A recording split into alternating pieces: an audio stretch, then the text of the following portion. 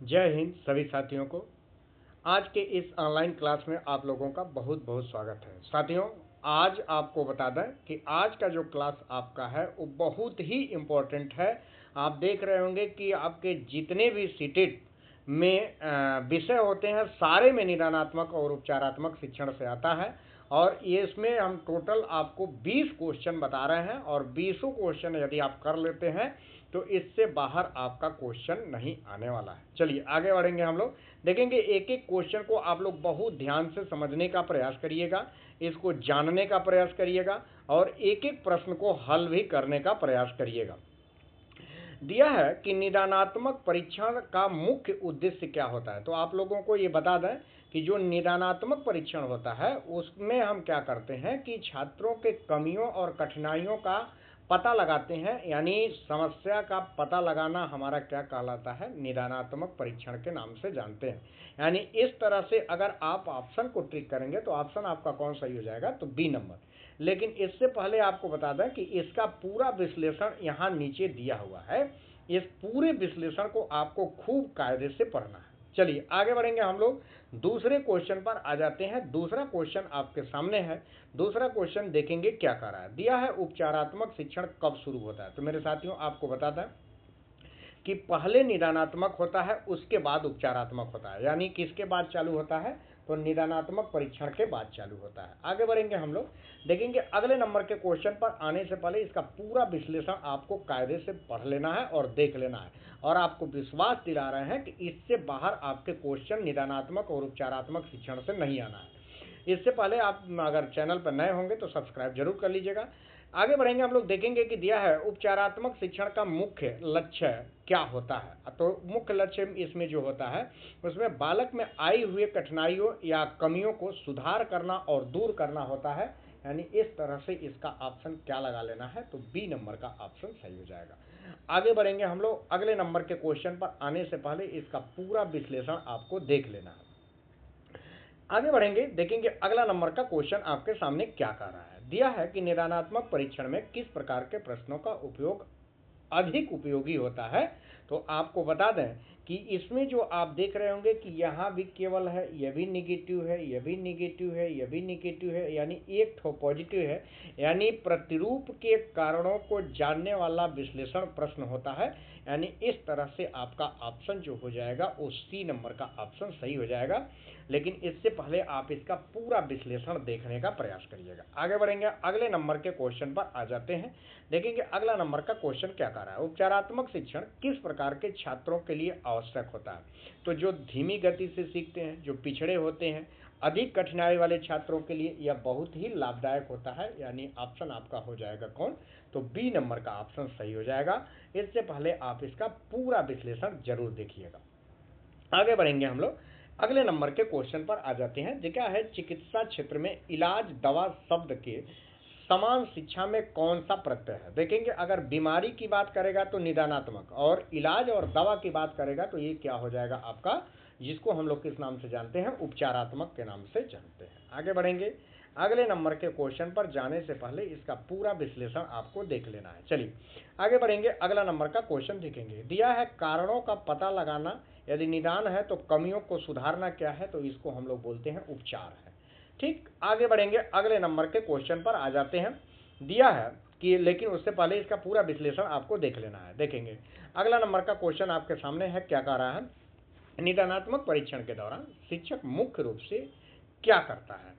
तो जो है कि निदानात्मक परीक्षण में आप जानते होंगे कि कक्षा में बिल्कुल कठिन पाठ पढ़ाना नहीं, इसमें क्या होता है कि छात्रों के विशिष्ट समस्या और उसके पीछे का कारण का हम लोग पूरी तरह से जांच करते हैं कि क्या है। यानी ऑप्शन हो जाएगा आपका क्या, तो बी नंबर का ऑप्शन सही हो जाएगा। आगे बढ़ेंगे। आगे बढ़ने से पहले इसका पूरा विश्लेषण आपको देख लेना है। देखेंगे अगला नंबर का क्वेश्चन आपके सामने है। क्या कह रहा है, दिया है उपचारात्मक शिक्षण की सफलता का मुख्य रूप से किस पर निर्भर होना चाहिए। देखेंगे उपचारात्मक में हम क्या करते हैं, तो उपचार शिक्षण जो होता है इसमें हम देखेंगे कि दिया है कि यानी समस्याओं के कारणों को बिल्कुल सटीक और सही पहचान ही क्या कहलाता है, तो निदान, यानी ऑप्शन क्या सही हो जाएगा, तो आपका ऑप्शन नंबर बी नंबर का ऑप्शन सही हो जाएगा। आगे बढ़ेंगे हम लोग अगले नंबर के क्वेश्चन पर आ जाते हैं, लेकिन उससे पहले आने से पहले इसके पूरे विश्लेषण को आप जरूर देखने का प्रयास करिएगा। चलिए आगे बढ़ेंगे, अगले नंबर के क्वेश्चन पर आ जाते हैं। यदि कोई छात्र गणित संप्रत्यय को समझने में बार बार गलती कर रहा है तो शिक्षक को सबसे पहले क्या करना चाहिए, तो सबसे पहले उसको निदानात्मक यानी वो किस कारण से हो रहा है ये बात समझना चाहिए, यानी निदान करना चाहिए, यानी ऑप्शन क्या हो जाएगा, तो बी नंबर का ऑप्शन सही हो जाएगा। इससे पहले आप इसका पूरा विश्लेषण देखने का प्रयास करिएगा। चलिए आगे बढ़ेंगे, अगले नंबर के क्वेश्चन पर आ जाएंगे। दिया उपचारात्मक शिक्षण की प्रकृति कैसी होती है, तो आपको बता दें कि यह बिल्कुल लचीली और व्यक्तिगत और बाल केंद्रित होती है, यानी ऑप्शन क्या सही हो जाएगा आपका, तो बी नंबर का ऑप्शन सही हो जाएगा। आप इसको पूरा इसका विश्लेषण यहाँ कायदे से जरूर पढ़िएगा, विश्लेषण में सब कुछ आपको देखने को मिलेगा। आगे बढ़ेंगे कि दिया सतत एवं व्यापक मूल्यांकन में निदान और उपचार की क्या भूमिका होती है, तो आपको बता दें कि यह जो होता है यह शिक्षण अधिगम प्रक्रिया का अभिन्न अंग होता है और यह निरंतर होता रहता है, यानी ऑप्शन आपका क्या सही हो जाएगा, तो बी नंबर का ऑप्शन इसमें सही कर लेना है। आगे बढ़ेंगे, 12 नंबर के क्वेश्चन पर आने से पहले इसका पूरा विश्लेषण आपको देख लेना है।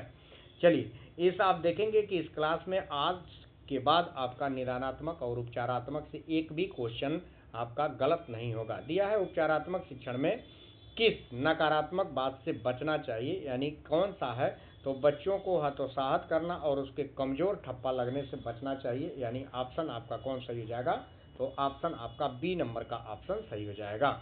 आगे बढ़ेंगे, आगे बढ़ने से पहले इसका पूरा विश्लेषण आप खूब कायदे से देख लीजिएगा।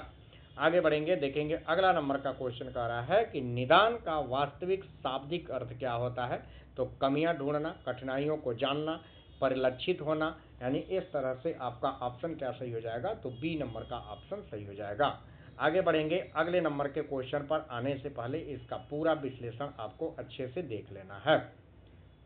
देखेंगे कि दिया है कि गणित के छात्रों की त्रुटियों का विश्लेषण करना किस बात के परीक्षण का मुख्य हिस्सा हो सकता है, तो त्रुटियां का जो परीक्षण करते हैं वो किसके माध्यम से करते हैं, तो निदानात्मक परीक्षण के माध्यम से करते हैं। साथियों आप जान रहे होंगे कि इसमें एक एक प्रश्नों का किस तरह से कोई प्रश्न निदानात्मक उपचारात्मक से आएगा, इन सारे प्रश्नों का पूरा कंप्लीट विश्लेषण है।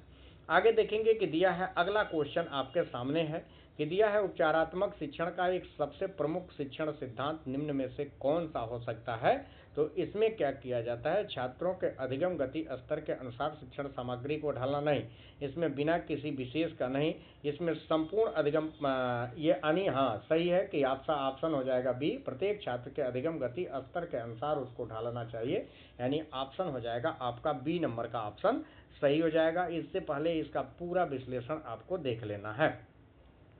चलिए आगे बढ़ेंगे, दिया है कि निदानात्मक परीक्षण के मुख्य रूप से कितने रूप या वर्गीकरण होते हैं, तो आप लोग ये जानेंगे कि निदानात्मक परीक्षण के एक व्यक्तिगत होता है, एक सामूहिक होता है, एक समय में एक छात्र का करते हैं, एक समय में सारे छात्रों का भी हम करते हैं, यानी ऑप्शन आपका क्या सही हो जाएगा, तो बी नंबर का ऑप्शन सही हो जाएगा।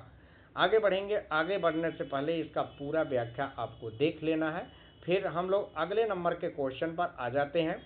देखेंगे अगला नंबर का क्वेश्चन कह रहा है कि एक शिक्षिका देखती है कि उसकी कक्षा में कुछ छात्र बार बार बर्तनी में गलतियां कर रहे हैं, शिक्षिका के लिए सबसे उपयुक्त कदम क्या है, तो शिक्षिका के लिए सबसे उपयुक्त कदम है कि निदानात्मक कार्य करने के उपरांत क्या करना चाहिए, यानी कमियां जानने के बाद उसका उपचार करना चाहिए, यानी ऑप्शन को क्या लगा लेना है, तो बी नंबर का ऑप्शन को आपको सही कर लेना है।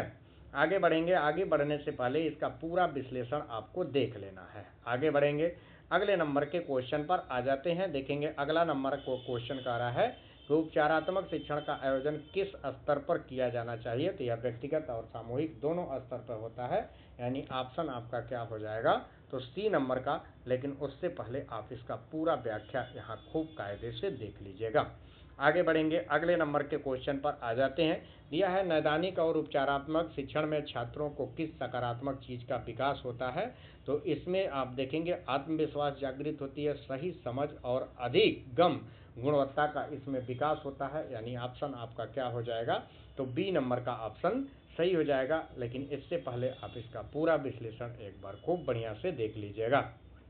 तो साथियों आप देख रहे होंगे कि ये आपका टोटल 20 क्वेश्चन था, जो आपका सीटेट परीक्षा में यहाँ से 1 से 2 क्वेश्चन आपके आते ही आते हैं।